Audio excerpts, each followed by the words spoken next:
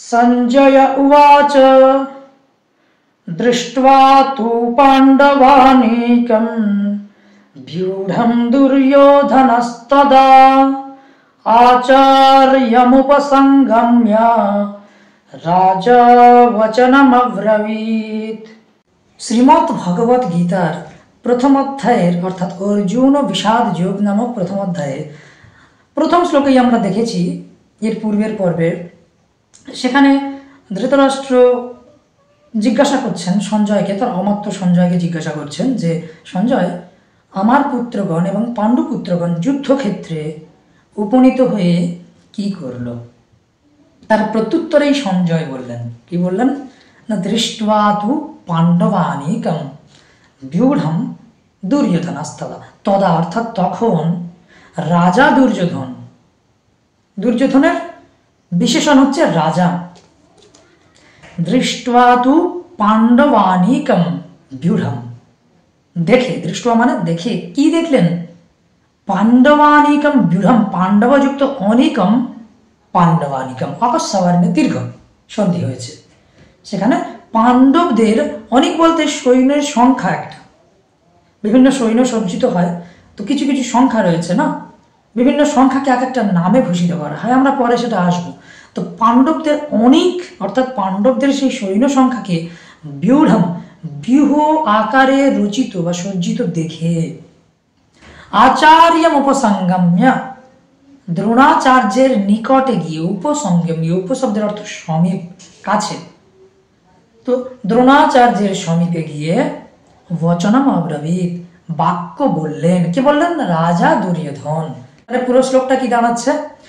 দৃष्ट्वा तु पाण्डवानीकं व्यूढं दुर्योधनस्तदा आचार्यमुपसंगम्य राजा वचनमब्रवीत्। এখন প্রশ্ন হয়, গীতাতে আপনারা পাবেন, অনেক জায়গাতেই পাবেন, যেমন সাধক সঞ্জীবনী নামক গীতা প্রেস থেকে একটা বই বেরিয়েছে, সেখানে আপনারা পাবেন, সেখানে বলা হচ্ছে যে পাণ্ডবদের সৈন্য কিন্তু সর্বপ্রথম বজ্রব্যূহে সজ্জিত হয়েছিল। ওই পাণ্ডব সৈন্যকে বজ্রব্যূহে রচিত দেখিয়ে তিনি আচার্যের কাছে এসে জিজ্ঞাসা করলেন বা কিছু বললেন। এটাই হচ্ছে শ্লোকের দ্বিতীয় শ্লোকের সরলার্থ।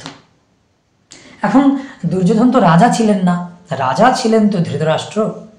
হঠাৎ দুর্যোধনকে কেন রাজা বলতে গেলেন? ব্যাপার হচ্ছে তিনি অমাত্য, তিনি জানেন কখন কোথায় কি বলতে হয়। তিনি ধৃতরাষ্ট্রের মনে সন্তোষ প্রদানের জন্য দুর্যোধনকে রাজা পদে নিযুক্ত করলেন বা রাজা পদের দ্বারা অভিহিত করলেন। এটা অনেকে মত, অবশ্যই অমাত্যের গুণাবলীর মধ্যে এইরকম এই গুণটা থাকা দরকার। আরো কিছু কিছু মত পাওয়া যায় যেখানে বলা হচ্ছে যে দুর্যোধনই কিন্তু সর্বে সর্বা ছিলেন, পিতা রাজার সিংহাসনে বসেছিলেন যদিও, তা সত্ত্বেও দুর্যোধনই কিন্তু শেষ কথা ছিলেন। আপনারা দেখেন, একদম দেখেছেন না, বাংলায় শুনেছেন যে যখন ভগবান শ্রীকৃষ্ণ এসছেন যুদ্ধের বিরতির জন্য উদ্যোগ পর্বে, সেখানে কিন্তু সবাই সম্মতি দিলেও দুর্যোধন যুদ্ধের নাতে কখনোই সম্মতি দেননি। তিনি বলেছেন যে বিনা যুদ্ধে নাহি দেব সূচ্যগ্রমেদিনী, এটা আপনারা শুনেছেন। এর সংস্কৃত যে অংশটা রয়েছে না, সেইখানে এই আপনার সাধক সঞ্জীবনীতে সেখানে খুব সুন্দরভাবে বলা হয়েছে, यावद्धि तीक्ष्णया शुच्या विद्येदग्रेण केशव तावदप्यरित्यज्यं भूमिर्न पाण्डवान् प्रति। মহাভারত উদ্যোগ পর্বের 127 নম্বর অধ্যায়ের 25 নম্বর শ্লোক এটা। তো এইটাই আমরা বাংলায় বলি যে বিনা যুদ্ধে নাহি দেব সূচ্যাগ্র মেদিনী। সেই জন্যই কিন্তু এখানে দুর্যোধনকে রাজা পদে ভূষিত করা হলো। এখন মজার বিষয় হচ্ছে অনেক শব্দের দ্বারা আমরা কি বুঝবো, সেই বিষয়ে আমরা শঙ্করাচার্যের সাঙ্কর ভাষ্যটাকে একটু অবলম্বন করব।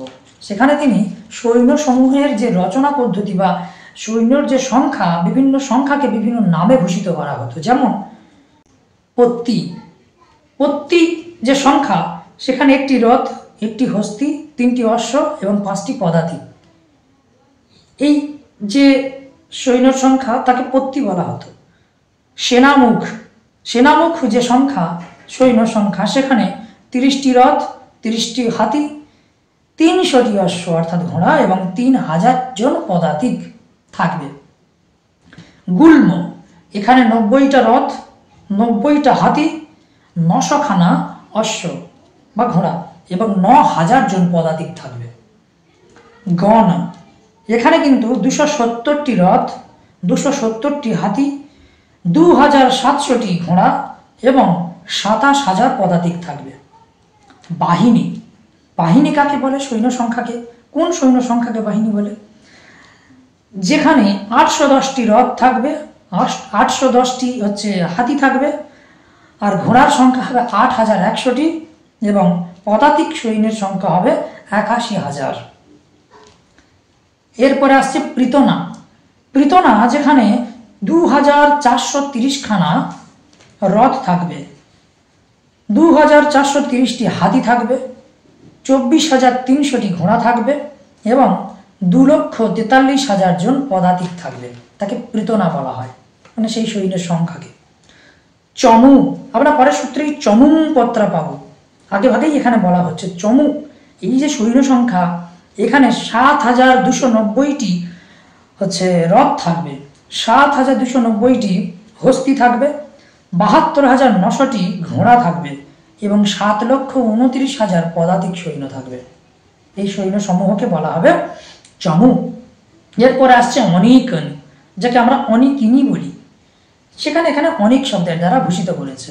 এই যে অনিকিনী, এখানে কিন্তু 21,870টি রথ থাকবে, 21,870 খানা হস্তি থাকবে, 2,18,700টি ঘোড়া থাকবে এবং 21,87,000 পদাতিক থাকবে। এটাকে বলা হয় অনিক। এরপরে আসছে অক্ষৌহিনী। অক্ষৌহিনী, যেটাকে আমরা সংস্কৃতে অক্ষৌহিনী এই পদের দ্বারা বলি। তো অক্ষৌহিনীতে কত সৈন্য সংখ্যা থাকবে? এক অক্ষৌহিনী সমান 65,610টি রথ, 65,610টি হস্তি, 6,56,100টি অশ্ব এবং 65,61,000 জন পদাতিক থাকবে।